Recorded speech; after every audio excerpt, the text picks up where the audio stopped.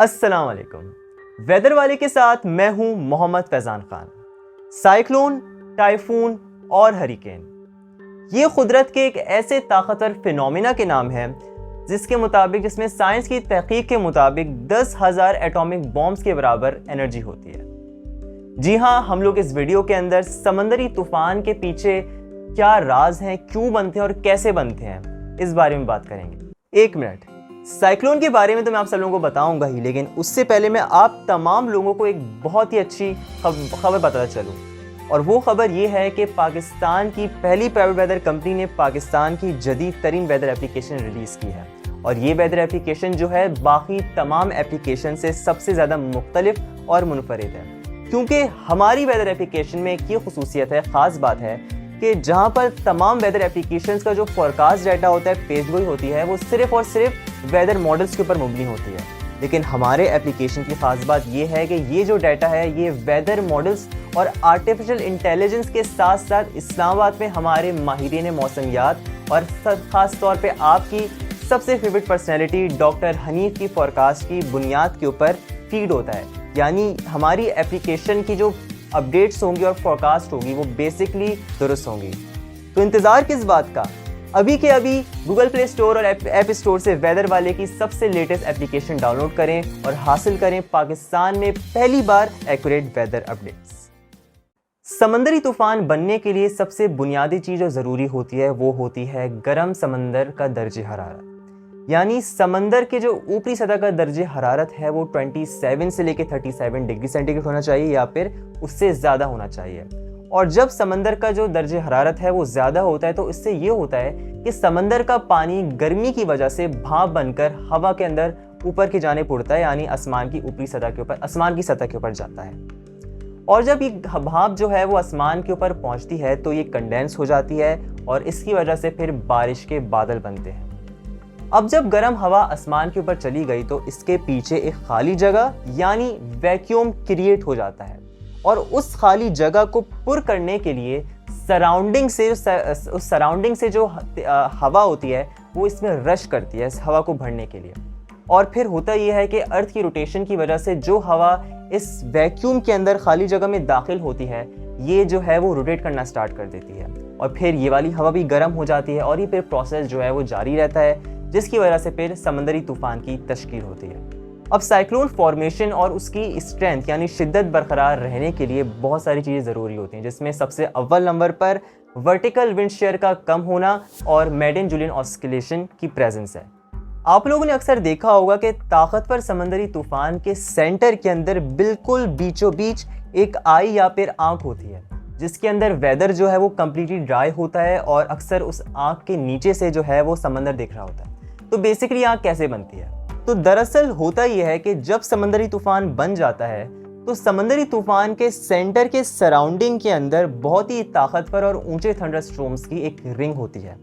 और ये थंडरस्टॉर्म्स जो होते हैं वो मुस्तकिल यानी कंटिन्यूसली लेटेंट हीट प्रोड्यूस कर रहे होते हैं और साथ में अपड्राफ्ट्स का बाइस बन रहे होते हैं, यानी वो मजीद सराउंडिंग से हवाएं जो हैं वो अपने अंदर खींच रहे होते हैं, सक कर रहे होते हैं। अब होता यह है कि जब ये हवाएं आसमान की ऊपरी सतह के ऊपर पहुंचती हैं तो ये हवाएं आसमान की ऊपरी सतह के ऊपर पहुंचने के बाद बैलेंस बरकरार रखने के लिए ये हवाएं जो है वो साइक्लोन से बाहर की तरफ फैलती हैं। और जब ये बाहर की तरफ फैलती हैं तो जेट स्ट्रीम और फिर अर्थ की जो रोटेशन है इसकी वजह से ये भी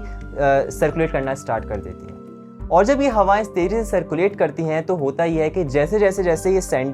साइक्लोन के सेंटर यानी जो साइक्लोन की आई उससे दूर जाती हैं तो उसकी वजह से इनकी स्पीड बढ़ती जाती है, यानी जितनी दूर जाएंगी उतनी ज़्यादा स्पीड हमारे पास साइक्लोन के विंड्स की बढ़ जाएगी आसमान की ऊपरी सतह के ऊपर।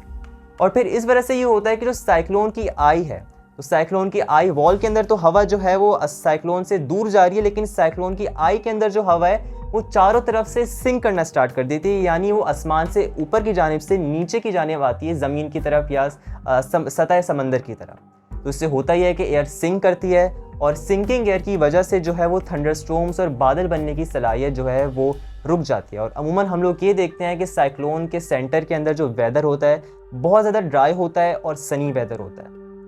اور قدرت کا کیا نظام ہے کہ یہ جو ہمارے پاس سنی ویدر ہوتا ہے، یعنی سائیکلون کے سینٹر کے اندر جو سورج کی روشنی ڈائریکٹ سطح سمندر تک پہنچ رہی ہوتی ہے، اس وجہ سے سائیکلون کو مزید شدت ملتی ہے۔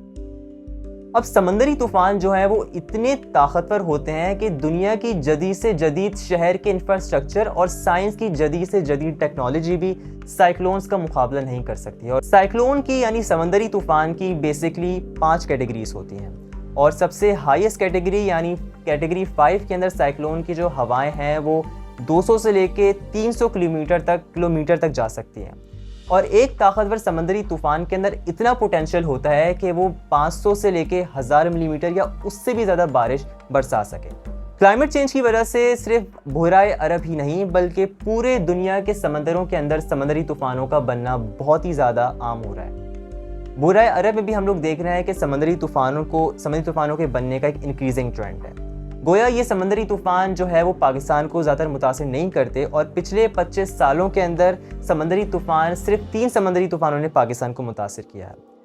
1999 کے اندر کیٹیگری 3 کے سائیکلون نے کیٹی بندر سے ٹکرایا تھا، اور وہ کیٹی بندر سے ٹکرانے کے بعد ساؤتھ ایسٹرن سندھ کے اندر داخل ہوتا ہے، جس کی وجہ سے ہزاروں لوگوں کی اموات ہوئی تھی، اور شدید بارش کی وجہ سے گاؤں کے گاؤں وہاں پہ تباہ ہو گئے تھے۔ 2007 کے اندر سائیکلون یمین جو تھا وہ بلوچستان سے ٹکرایا تھا، جس کی وجہ سے کراچی سمیت پاکستان کی پوری ساحلی پٹی کے اوپر 100 ملی میٹر زائد بارش ریکارڈ ہوئی تھی۔ جبکہ پاکستان کی تاریخ کا سب سے فیمس اور سب سے مشہور جو سائیکلون رہا ہے وہ سائیکلون فیٹ رہا ہے، جو کہ جون 2010 کے اندر پاکستان سے ٹکرایا تھا۔ دراصل اس سائیکلون میں ہوا یہ تھا کہ سائیکلون عمان سے ٹکرانے کے بعد پاکستان کی ساحل کی طرف مڑ گیا تھا، اور پاکستان کی ساحل کے کنارے چلتے یہ بالآخر ٹھٹا سے ٹکرایا تھا، جس کے زیر اثر پاکستان کے جنوبی علاقوں کے اندر بہت مسلسل بارشیں ہوئی تھیں، اور گوادر کے اندر 24 گھنٹوں کے دوران 300 ملی میٹر سے زیادہ بارش ریکارڈ ہوئی تھی۔ سمندری طوفان کے بارے میں اگر آپ کو ہماری والی ویڈیو پسند آئی ہے تو اسے لازمی لائک اور شیئر کریں، تاکہ ہم لوگ مزید اور ایسا انفارمیٹیو کنٹینٹ بنا سکیں، اور خاص طور پر ویدر والے کی جدید ترین ایپلیکیشن گوگل پلے اسٹور اور ایپ اسٹور سے ڈاؤن لوڈ کرنا نہیں بھولیے گا۔ آپ سے ملتے ہیں اگلی ویڈیو کے اندر، اپنا ڈھیر سارا خیال رکھیے گا، اللہ حافظ۔